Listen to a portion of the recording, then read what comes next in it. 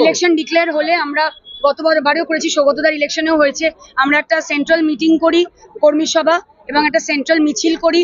এটা সেটাই প্রথা অনুযায়ী এটা হচ্ছে। কে কি করছে তার আগেনস্টে আমাদের অত ইম্পর্টেন্স দেওয়ার সময় নেই। না, এটা আমাদের আগে থেকে মানে প্রি ডিসাইডেড, এটা আমাদের আগে থেকে। সতর্ক থাকার কথা বলেছেন যাতে কোনো প্ররোচনায় যাতে কর্মীরা না পায়। তারা পা দেয় না কোনো প্ররোচনায়, তারা কোনো প্ররোচনায় পা দেয় না। গায়ে মানে পায়ের উপরে পা দিয়ে যদি এসে কেউ ঝগড়া করে সেটা মানুষ কি করবে? এর আগে কয়েক মাস আগেও দেখা গেছিল সোহেল ঘোষের সঙ্গে আপনাদের মহিলা কর্মীদের একটা গন্ডগোল। তিনি যখনই আসেন এখানে গন্ডগোল সৃষ্টি করেন, কারণ তারা জানেন যে এখানে তাদের পায়ের তলায় মাটি নেই।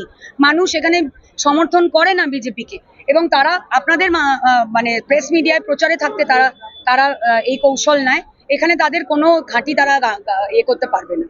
গতকাল দেখা গেছিল যে দলীয় যে নির্বাচনী কার্যালয় করেছিল বিজেপি, তাদের বক্তব্য যে সেই কার্যালয়ের গেটের উপরেই সামনে। না, এগুলো মিথ্যে কথা, এগুলো মিথ্যে কথা বলছে। আপনাদের তাহলে অভিযোগটা কি? না, আমাদের অভিযোগ না, কালকের জিনিস আমি কালকে অলরেডি বলে দিয়েছি।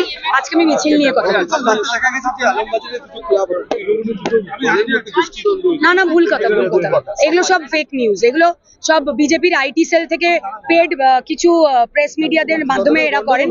না, কোনো গন্ডগোল হয়নি। কোনো লোকাল কোনো এক দুজন মানুষের মধ্যে, এক দুজন মানুষের মধ্যে ঝগড়া হলে এখন সবই তৃণমূল কংগ্রেসের দোষ নাকি? মানুষের নিজেদের মধ্যে ঝগড়াও করতে পারবে না। নির্বাচনী প্রচারে কি বলবেন, মানে যেহেতু সায়নদীপও একজন হেভিওয়েট প্রার্থী পাবেন? দেখুন, আমি এটুকুই চাই যে সবাই তাদের প্রচার করুক, শান্তিপূর্ণভাবে প্রচার করুক। মানুষ ভোট দেবে, কোনো দল ভোট দেবে না, মানুষ ভোট দেবে। মানুষ যাদের বিচার করবে তাদের ভোট দেবে। আমরা কোনো সন্ত্রাস, আমরা তো প্রথমবার এখানে ইলেকশন হচ্ছে না, সৌগতদার ইলেকশন হয়েছে, এর আগেও এখানে বিধানসভা ইলেকশন প্রচুরবার ইলেকশন হয়েছে।